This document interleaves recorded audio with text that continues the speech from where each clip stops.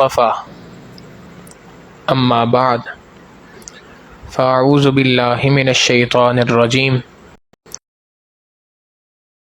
ما محمد الا رسول قد خلت من قبله الرسل افإن مات او قتل انقلبتم على اعقابكم ومن ينقلب على عقبيه فلن يضر الله شيئا سبحان ربك رب العزة عما يصفون وسلام على المرسلين والحمد لله رب العالمين اللهم صل على سيدنا محمد وعلى آل سيدنا محمد وبارک وسلم۔ دنیا کے اندر دو الفاظ بہت زیادہ استعمال ہوتے ہیں، ایک کو کہتے ہیں نیا اور ایک کو کہتے ہیں پرانا۔ انگریزی میں کہتے ہیں اولڈ اور ایک کو کہتے ہیں نیو۔ یہ دو الفاظ بہت زیادہ عام طور پر استعمال کیے جاتے ہیں، اور نیا کا لفظ، نیو کا لفظ عام طور پہ اچھائی کے معنی میں استعمال ہوتا ہے۔ اولڈ کا لفظ، پرانے کا لفظ عام طور پہ کسی بھی چیز کے عیب کے اندر شمار ہوتا ہے۔ چنانچہ دنیا کے اندر کوئی بھی چیز خریدی جائے تو نئی چیز خریدی جاتی ہے، پرانی نہیں خریدی جاتی۔ کپڑے خریدنے ہوں تو نئے کپڑے خریدتے ہیں، ٹوپی خریدنی ہو نئی ٹوپی خریدی جائے گی، مکان خریدنا ہو کوشش ہوتی ہے نیا مکان خریدا جائے۔ جس میں کسی نے پہلے رہائش نہ اختیار کی ہو، اس کو انسان پریفرنس دیتا ہے۔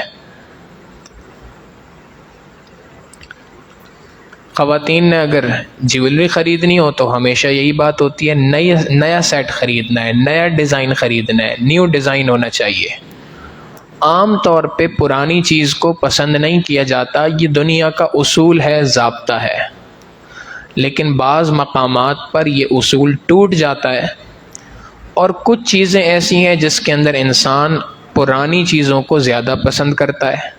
مثال کے طور پہ چاول خریدنا ہو تو پرانا چاول زیادہ اچھا لگتا ہے۔ جو چاول جتنا زیادہ پرانا ہوگا اتنا زیادہ اس کی قیمت کے اندر اضافہ ہوگا۔ انسان کے اندر بھی یہی ہے، عمر کے حصہ جیسے جیسے بڑھتا جاتا ہے اس کی قیمت بڑھتی جاتی ہے۔ لہٰذا کہا جاتا ہے جوان کا جوش ہو اور بوڑھے کا ہوش ہو تو کامیابی قدم چومتی ہے۔ تو بعض چیزیں وہ ہیں جن کے اندر پرانے ہونے کے ساتھ ساتھ عیب کے بجائے یہ اس کی خوبی شمار کی جاتی ہے۔ اللہ رب العزت کی ذات کے بارے میں بھی لفظ استعمال ہوتا ہے، اللہ کی ذات قدیم ہے۔ یہ اللہ کا عیب نہیں ہے، بلکہ اللہ کی ایک قدیم کا معنی پرانا نہیں ہے، بلکہ قدیم کا معنی ہے وہ ذات جو ہمیشہ سے ہے اور ہمیشہ رہے گی، اس ذات کو قدیم کہا جاتا ہے۔ اللہ رب العزت نے اس کائنات کو صفر سے پیدا کیا، کچھ بھی نہ تھا، اللہ رب العزت کی ذات تھی، اور آخر کے اندر کچھ بھی نہیں رہے گا، اللہ کی ذات رہے گی۔ کچھ دنیا کے اندر نہیں رہنا، کل من علیہا فان، دنیا میں جو کچھ ہے سب کا سب فنا ہو جائے گا، سب کا سب ختم ہو جائے گا۔ وَيَبْقَى وَجْهُ رَبِّكَ ذُو الْجَلَالِ وَالْإِكْرَامِ، اور آپ کے پروردگار کی ذات ہی ہمیشہ ہمیشہ باقی رہنے والی ہے۔ اللہ کی ذات ہمیشہ سے ہے، ہمیشہ رہے گی۔ اللہ نے اس کائنات کو پیدا کیا تو صفر سے پیدا کیا۔ انسان نے دنیا کے اندر چیزیں بنائیں، ایک چیز سے دوسری چیز بنائی۔ کپڑا بنایا تو دھاگے سے بنایا، دھاگا نہیں تھا تو کپڑا نہیں بنتا تھا۔ جب کپڑا بنایا تو اس کے بنانے کے لیے دھاگے کا استعمال کیا، دھاگے کے لیے اس سے پہلے کپاس کا استعمال کیا۔ تو انسان نے کسی بھی چیز کو بنایا تو کسی چیز کے ذریعے سے کچھ چیزوں کو جوڑ کر کسی تیسری چیز کو بنایا۔ لیکن اللہ رب العزت کی ذات وہ ذات ہے جس کے لیے کسی قسم کے را مٹیریل، خام مال کی ضرورت نہیں ہے۔ جب دنیا میں کوئی بھی چیز نہیں تھی، اس کائنات میں نہ فرش تھا، نہ آسمان تھا، نہ زمین تھی، نہ عرش تھا، نہ کرسی تھی، کچھ بھی نہ تھا، اللہ رب العزت کی ذات تھی۔ اللہ نے صفر سے پوری کی پوری کائنات کو پیدا کر دیا، اسی ذات کو قدیم کہا جاتا ہے۔ اور جب دنیا میں اس کائنات میں کچھ بھی نہیں رہے گا، زمین ختم ہو جائے گی، آسمان ختم ہو جائیں گے، پہاڑ ختم ہو جائیں گے، عرش کرسی ختم ہو جائے گی، تب بھی اللہ کی ذات باقی رہے گی۔ یہی اللہ رب العزت کی ذات ہے جس کو قدیم کہا جاتا ہے۔ دنیا کے اندر اللہ ہی کی ذات ہے جو ہمیشہ سے ہے اور ہمیشہ رہے گی، باقی دنیا میں ہر چیز آنے جانے والی ہے۔ حتیٰ کہ اللہ کے محبوب صلی اللہ علیہ وسلم جن کے لیے اس کائنات کو بنایا گیا، جو وجہ کائنات ہیں، ان کے بارے میں بھی یہی بات ہے کہ یہ اللہ کے محبوب صلی اللہ علیہ وسلم کی ہستی ہمیشہ رہنے کے لیے نہ آئی، نہ ہمیشہ سے تھی، نہ ہمیشہ رہنے کے لیے آئی۔ نبی علیہ السلام کے بارے میں اللہ رب العزت فرماتے ہیں اِنَّكَ مَيِّتٌ وَإِنَّهُمْ مَيِّتُونَ، اس کائنات کے اندر اے میرے محبوب صلی اللہ علیہ وسلم آپ نے بھی ایک دن جانا ہے اور ان سب نے بھی جانا ہے ایک دن۔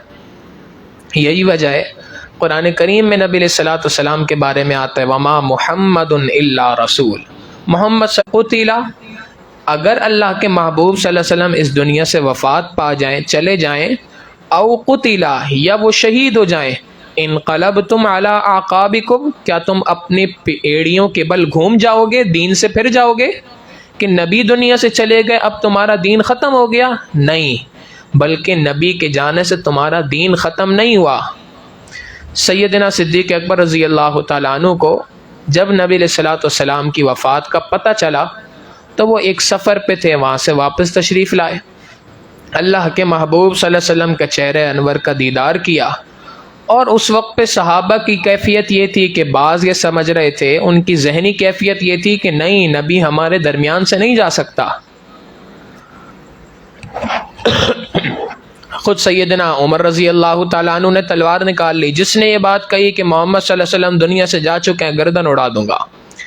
اس موقع پہ صدیق اکبر رضی اللہ تعالیٰ عنہ نے نبی علیہ السلام کے ممبر پہ، ممبر رسول پہ کھڑے ہو کے اسی آیت کی تلاوت کی کہ محمد صلی اللہ علیہ وسلم تو اللہ کے ایک رسول ہیں، اگر وہ چلے جائیں دنیا سے، وفات پا جائیں،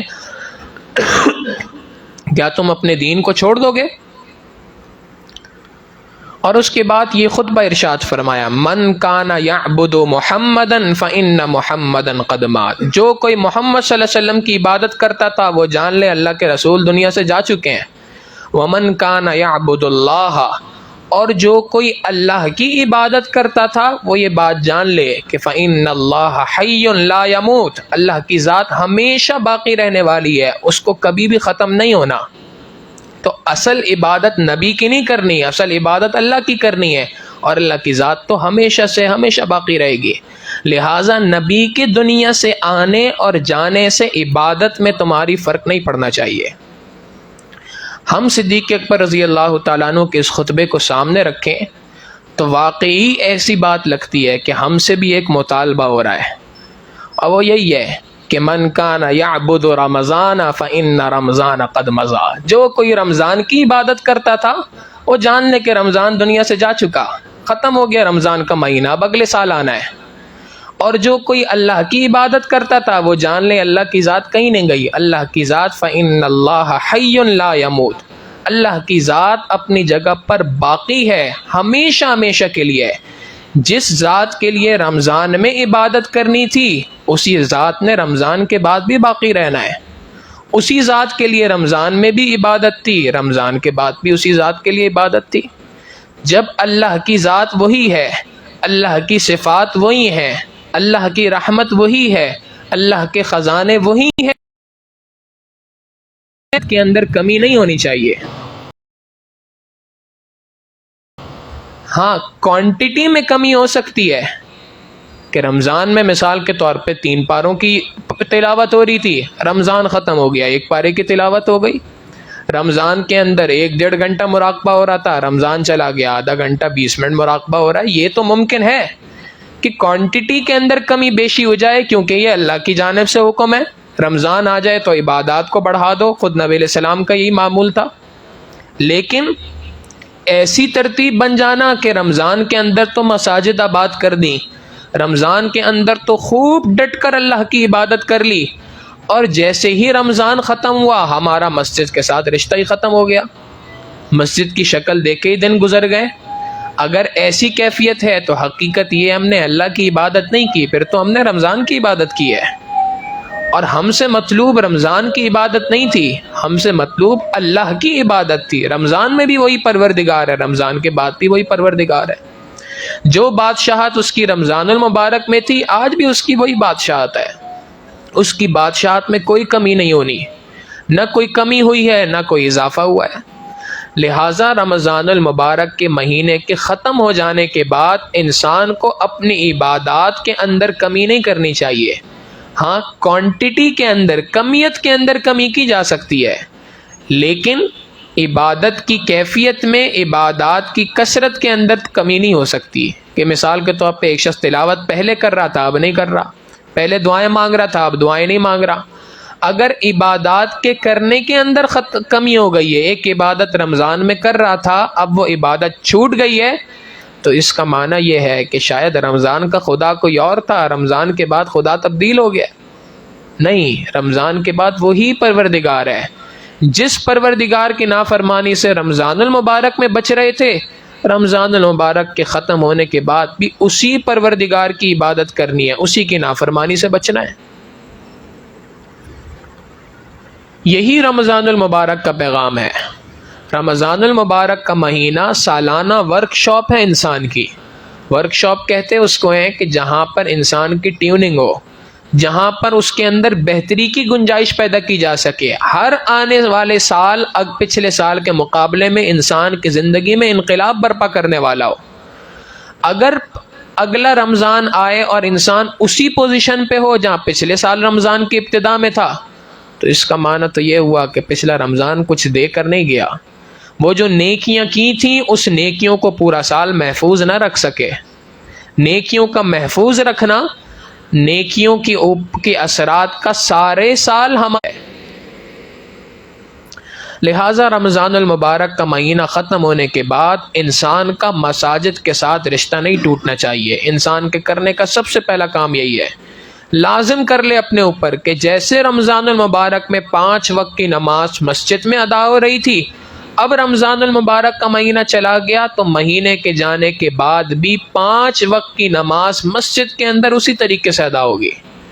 یہ 5 وقت کی نماز انسان کی جو عبادات کی کیفیات ہیں، ان کیفیات کو محفوظ کرنے کے لیے سب سے پہلا معاون ہے۔ آج دنیا میں لوگوں کو شکایت ہوتی ہے، جی رمضان میں جو کیفیت تھی وہ رمضان کے بعد ہے ہی نہیں، جو رمضان میں نیکی کا جذبہ تھا وہ جذبہ آج موجود ہی نہیں ہے۔ اس کی بنیادی وجہ یہی ہوتی ہے کہ ان کیفیات کی حفاظت کے لیے، ان تمام کی تمام عبادات کے جوش و جذبے کو محفوظ کرنے کے لیے سب سے پہلا اسٹیپ یہ ہے کہ انسان اپنے آپ کو مسجد کے ساتھ جوڑے۔ 5 وقت کی نماز جماعت کے ساتھ جیسے رمضان میں مسجد میں ادا کر رہا تھا، رمضان کے بعد بھی ادا کرے۔ اور اس میں شیطان کی جانب سے سب سے بڑا عمل دخل یہ ہوتا ہے کہ شیطان نماز کے عین وقت پر کوئی نہ کوئی کام یاد دلا دیتا ہے، جی یہ کام کر لوں پھر نماز پڑھتا ہوں، یہ کام کر لوں پھر نماز پڑھتا ہوں، یہ اہم کام یاد آ گیا اس کو نمٹا لوں اس کے بعد نماز پڑھوں گا۔ یاد رکھیے گا، جس کسی شخص کے سامنے 2 کام ہو، ان میں سے ایک نماز ہے دوسرا کوئی اور کام ہے، اور اس نے نماز کو دوسرے کام پر اہمیت دے دی، اللہ رب العزت اس کے دیگر تمام کے تمام کاموں کو سیدھا فرما دیتے ہیں۔ یہ اللہ کا وعدہ ہے۔ اور جو کوئی شخص بھی نماز کے اوپر دوسرے کام کو فوقیت دے دیتا ہے، اللہ رب العزت اس کے اس کام کو کبھی نہیں سنوارتے، اس کے وہ کام بگڑتے ہی رہتے ہیں، اس کا کوئی کام دنیا میں سیدھا نہیں ہوتا۔ جس کی نماز سیدھی اس کے سارے کام سیدھے، جس کی نماز سیدھی نہیں اس کا دنیا کا کوئی کام سیدھا نہیں ہو سکتا۔ بانی تبلیغ حضرت مولانا الیاس رحمہ اللہ کے سامنے ایک شخص ایک مرتبہ گزرا، ایک نوجوان تھا، ہاتھ میں ایک پیالہ تھا، اس میں کوئی سالن وغیرہ تھا، اچانک ٹھوکر لگی، ٹھوکر لگنے سے سالن کا پیالہ بھی گر گیا، اس کو بھی ٹھوکر لگی، چوٹ لگی، پیالہ بھی گر گیا، سالن کا بھی نقصان ہو گیا۔ حضرت بیٹھے ہوئے دیکھ رہے تھے، جیسے ہی حضرت نے بیٹھے ہوئے دیکھا تو زور سے آواز لگائی، ارے بھائی کوئی اس کو سمجھائے، اپنی نماز کو صحیح سے پڑھا کرے، نماز صحیح سے نہیں پڑھتا یہ بندہ۔ لوگوں نے کہا حضرت ویسے ہی اس بیچارے کا نقصان ہو گیا، آپ اوپر سے اس کو ڈانٹ رہے ہیں۔ فرمایا یہ نقصان اسی وجہ سے ہوا ہے کہ اس کی نماز درست نہیں ہے، یہ نماز جلدی جلدی پڑھتا ہوگا۔ جو شخص نماز کو تسلی سے پڑھ لے، ہو نہیں سکتا دنیا کی دلیل ہے کہ اس کی دنیا کے اندر نماز صحیح نہیں ہے، نماز کو اس وقت پر صحیح طور پہ ادا نہیں کرتا، نماز کو بھگتاتا ہے۔ ایک ہے نماز کو مارے باندھے کا پڑھنا کہ جی بس ایک مصیبت ہے، ایک فرض ہے، بس اس کو کسی طریقے سے سر سے نپٹاؤں، اور ایک ہے کہ نماز کے وقت پہ انسان سارے کاموں کو چھوڑ دے کہ نہیں میرے پروردگار کی جانب سے مجھے بلاوا آیا ہے۔ دنیا کا اگر کوئی چھوٹا سا وزیر، کوئی گورنر اگر کسی کو خط بھیج دے، کوئی میسج بھیجوا دے، کوئی لیٹر بھیجوا دے جی آپ سے فلاں وقت پہ ملاقات کرنی ہے، سارے کام چھوڑ کے بھاگتے پھریں گے۔ یہ تو پروردگار عالم کی ذات ہے جو انسان کو اپنی جانب بلا رہی ہے۔ دن میں 5 بار اللہ رب العزت بلا رہے ہیں، اور یہ کوئی چھوٹی ذات تو نہیں ہے، یہ تمام کے تمام بادشاہوں کی بادشاہ جس نے اس ساری کی ساری کائنات کو پیدا کیا، اس ذات کی کبریائی تو سوچے بندہ کتنی بڑی ذات ہے، اور وہ کتنے پیارے انداز میں انسان کو بلا رہی ہے۔ حی علی الصلاۃ حی علی الفلاح، آؤ نماز کی طرف آؤ، چلو کامیابی کی طرف، تمہیں کامیابی کا راستہ دکھائیں۔ ہمارے حضرت ایک واقعہ سناتے ہیں کہ ایک شخص تھا، دیہات میں رہتا تھا، اس کے گاؤں کے اندر یہ باری لگی ہوتی تھی، باری کے اوپر نمبر آتا تھا تو پانی لگتا تھا، پانی کی نہر تھی، اس نہر پہ باری ہوتی تھی کہ فلاں دن فلاں آدمی پانی دے گا، فلاں وقت سے فلاں وقت پہ آپ کا پانی دینے کا وقت ہے، اس وقت پہ آپ نے پانی دے دیا، بہت اچھا، نہیں دیا آپ کی باری مس ہو گئی۔ ایک مرتبہ اس کی باری کا جو وقت آیا تو وہ وہی وقت تھا جو جمعے کی نماز کا وقت تھا۔ اب اس نے ارادہ کر لیا کہ نہیں جناب، اب یہ 2 کام ہیں، ایک طرف پانی دینا ہے، دوسری جانب نماز ادا کرنی ہے، اور میں نے یہ بات سن رکھی ہے کہ نماز کو ایسے وقت پر فوقیت دی جائے۔ اس نے اس کام کو چھوڑا اور گھر سے نکل کے جمعے کے لیے جانے لگا۔ بیوی نے سمجھایا اللہ کے بندے تم اس وقت پر پانی دے دو، بعد میں شہر میں کہیں جا کے ڈھونڈ لینا، جمعہ مل گیا تو پڑھ لینا، نہ ملا تو زور پڑھ لینا، اگر اس وقت پہ تم نے پانی نہ دیا تو تمہاری ساری فصل ضائع ہو جائے گی، پھر تمہارا اگلے ہفتے نمبر آئے گا۔ اس نے کہا نہیں میں نے سن رکھا ہے، اصول یہی ہے کہ جب نماز اور کوئی دوسرا کام سامنے آ جائے تو نماز کو اہمیت دینی چاہیے، لہٰذا میں تو نماز کو اہمیت دوں گا، میں جاؤں گا۔ اب جب گھر پہ آیا، تیار ہو کے نکلنے لگا تو پتہ چلا کہ جی اس کا جو اونٹ تھا، جو اس کی واحد سواری تھی، واحد اثاثہ تھا اس کے گھر کا، وہ غائب ہو گیا، گم ہو گیا، رسی توڑوا کے بھاگ گیا۔ اب بیوی نے کہا کہ بھائی یہ وقت ہے، جا کے اونٹ ڈھونڈ لو، ہمارا ایک اکیلا سرمایہ وہی تو ہے، اس کے علاوہ تو کوئی چیز ہے نہیں ہمارے پاس، لہٰذا اس کو جا کے ڈھونڈ لو، نماز بعد میں پڑھ لینا۔ اس نے کہا نہیں، جب کبھی بھی 2 کام آ جائیں تو ان کے درمیان ہم العزت باقی کاموں کو بنوائیں گے، خود ہی بنائیں گے۔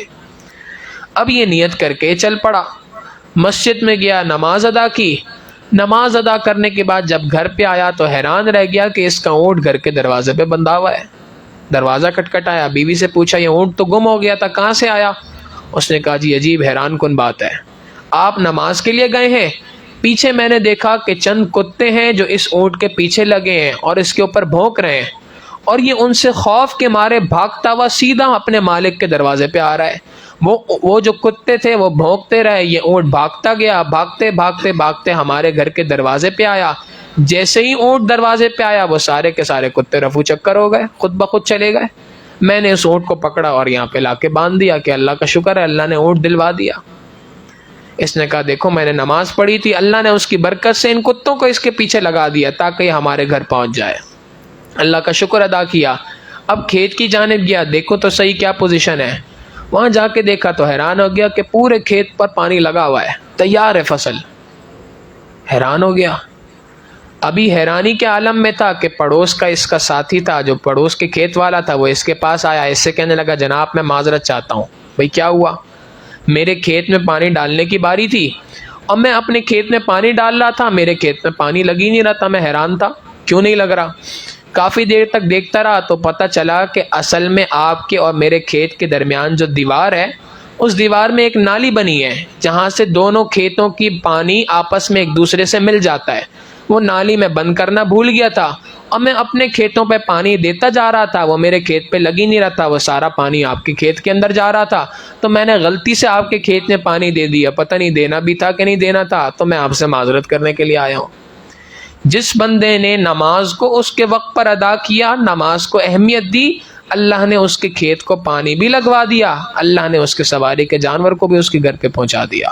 تو یہ پکی بات ہے، انسان جب اللہ رب العزت کے اس حکم کو پورا کرنے کی نیت کرتا ہے کہ نہیں کچھ بھی ہو جائے، دنیا ادھر سے ادھر ہو جائے، یہ نماز کا وقت ہے تو میں نے پہلے نماز کو ادا کرنا ہے، بعد میں دوسرے کام کرنے ہیں۔ اللہ رب العزت نماز بھی اس کی ادا کرواتے ہیں، اس کے سارے کاموں کو اللہ رب العزت سیدھا فرما دیتے ہیں۔ لہٰذا رمضان المبارک کے بعد نیکیوں کو محفوظ کرنے کے لیے سب سے پہلا عمل یہ ہے کہ انسان 5 وقت کی نماز کو پابندی کے ساتھ اس کے وقت پر ادا کرے۔ دوسرا کرنے کا کام یہ ہے کہ نفلی روزوں کو رکھے۔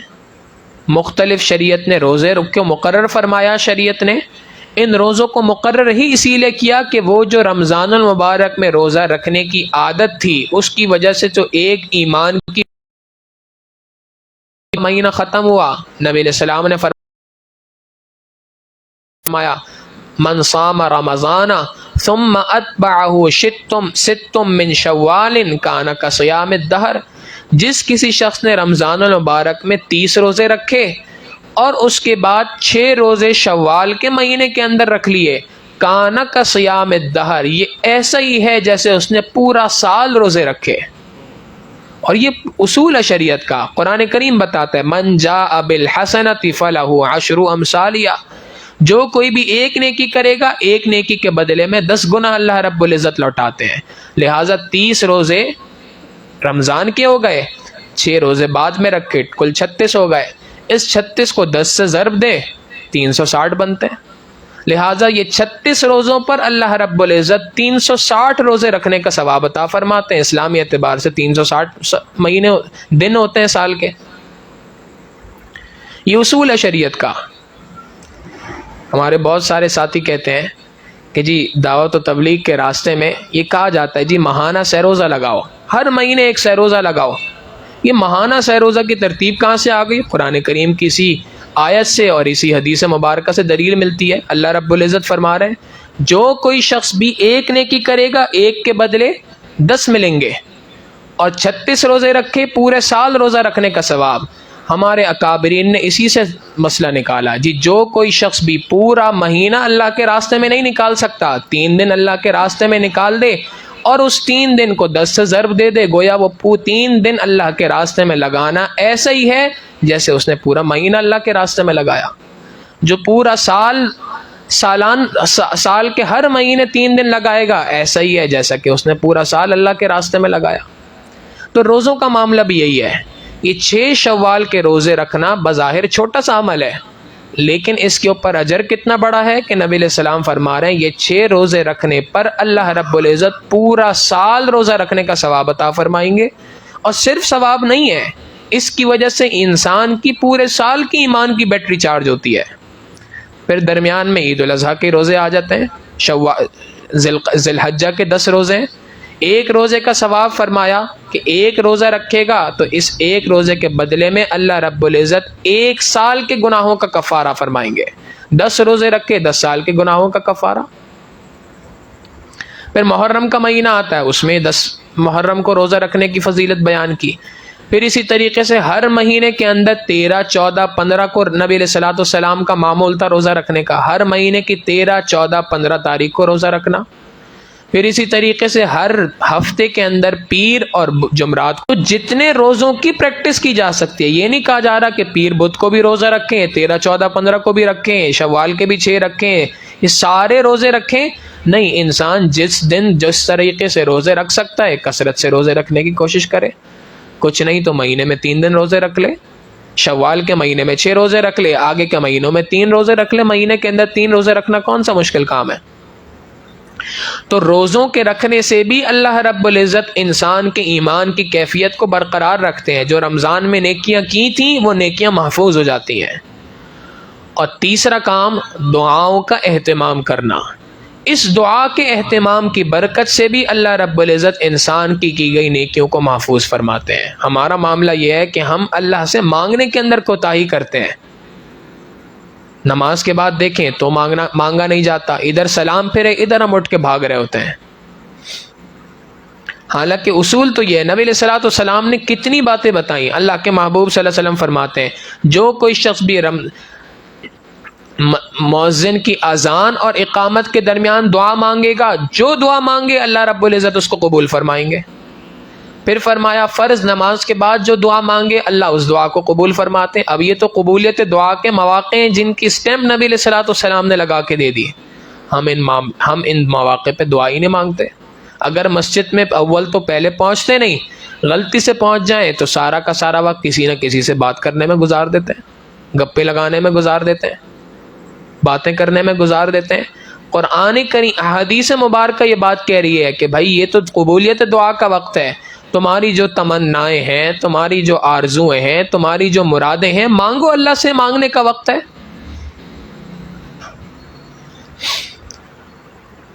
تو دعاؤں کا اہتمام کرنا، دن کے اندر کم از کم کوئی ایک وقت ایسا ہو جس وقت میں 10-15 منٹ انسان بیٹھ کر سکون سے اللہ سے تسلی کے ساتھ مانگے۔ تہجد کا وقت تو بہت اچھا، تہجد کا وقت نہیں اٹھ سکتے کوئی اور وقت مقرر کر لے، رات سونے سے پہلے کا وقت مقرر کر لے، لیکن کوئی نہ کوئی وقت ایسا ہونا چاہیے جس وقت پر انسان بیٹھ کر تسلی سے اللہ سے دعا مانگے۔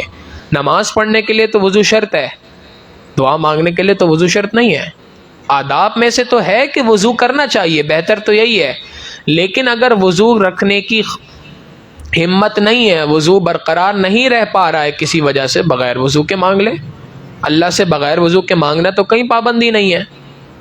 لہٰذا اللہ رب العزت سے دعا مانگنے کا اہتمام کرنا یہ تیسرا اہم کام رمضان المبارک کی نیکیوں کو محفوظ کرنے کا، اور چوتھا اہم کام کہ نیک لوگوں کی صحبت کو اختیار کرنا۔ اس کی برکت سے بھی اللہ رب العزت رمضان المبارک میں کی گئی نیکیوں کو محفوظ فرماتا ہے۔ ایمان والو تقوی کو اختیار کرو، یہ وہی تقوی ہے جو رمضان المبارک کا مقصد تھا، جو روزوں کا مقصد تھا کہ تم پر روزوں کو فرض کیا گیا، کیوں؟ لعلکم تتقون، تاکہ تم تقوی اختیار کر سکو ان روزوں کی برکت سے۔ رمضان المبارک کا مقصد تقوی اختیار کرنا تھا۔ اے اللہ یہ تقوی حاصل کیسے ہوگا؟ حکم ارشاد فرما دیا کونوا مع الصادقین، سچے لوگوں کے ساتھ ہو جاؤ، نیک لوگوں کے ساتھ ہو جاؤ، ان کی صحبت کو اختیار کرو۔ ان کی صحبت کو اختیار کرنے کی برکت سے اللہ رب العزت تمہارے لیے نیک بننا آسان فرما دیں گے، تقوی اختیار کرنا آسان کر دیں گے، ممکن ہو جائے گا تمہارے لیے۔ علامہ آلوسی رحمۃ اللہ علیہ فرماتے ہیں خالطوہم لتکونوا مثلہم، ان کے ساتھ کیسے رہنا ہے؟ حضرت اقدس تھانوی رحمۃ اللہ علیہ اس کا ترجمہ فرماتے ہیں کہ تم اللہ والوں کے ساتھ اتنا رہو، اتنا رہو، اتنا رہو کہ تم ان کے درمیان گھل مل جاؤ، اتنا رہو کہ تم ان کے درمیان گھل مل جاؤ، ان جیسے بن جاؤ۔ یہ قرآن کریم کا اصول ہے، قرآن کریم یہ مطالبہ کر رہا ہے، ان کے ساتھ گھل مل جاؤ، یہی تمہارے ساتھ مطالبہ ہے۔ اتنی کثرت کے ساتھ صحبت کو اختیار کرو، اس کثرت کے ساتھ صحبت کو اختیار کرو۔ اس صحبت کے اختیار کرنے کی برکت سے اللہ رب العزت تم پر بھی رحم فرمائیں گے۔ آپ دیکھیں ہم ہم متقی نہیں بن سکتے، ہم تقوی والے نہیں بن سکتے، لیکن کم از کم نیکوں کی مجلس میں تو آ سکتے ہیں، یہاں آ کے کہہ سکتے ہیں اللہ میں نیک نہ بن سکا اور تیرے نیکوں کی صحبت میں آ کے بیٹھ گیا ہوں۔ کوئی تو ایک بندہ اس مجلس کے اندر ایسا ہوگا جس کا آنا اللہ کو پسند آیا ہوگا، جس کا بیٹھنا اللہ کو پسند آیا ہوگا۔ اللہ سے اس کی نسبت سے دعا مانگیں یہاں آ کے کہ اے اللہ میں تو نیک نہ بن سکا پر تیرے نیکوں کی صحبت میں تو آ کے بیٹھ گیا ہوں، اے اللہ ان نیکوں کی برکت سے میرے حال پر بھی رحم فرما دیجئے، میرے بھی گناہوں کو معاف کر دیجئے، ان نیکوں کی برکت سے مجھے بھی نیک بنا دیجئے۔ لہٰذا یہ 4 اہم کام ہیں رمضان المبارک کی ان نیکیوں کو محفوظ کرنے کے لیے۔ سب سے پہلا کام 5 وقت کی نماز پابندی کے ساتھ مسجد کے اندر ادا کرنا جماعت کے ساتھ۔ دوسرا کام روزوں کا رکھنا۔ تیسرا کام دعاؤں کا اہتمام کرنا، اور 5واں کام نیک مجالس کے اندر نیک صحبت کو اختیار کرنا۔ اللہ رب العزت سے دعا ہے کہ پروردگار عالم ہمارا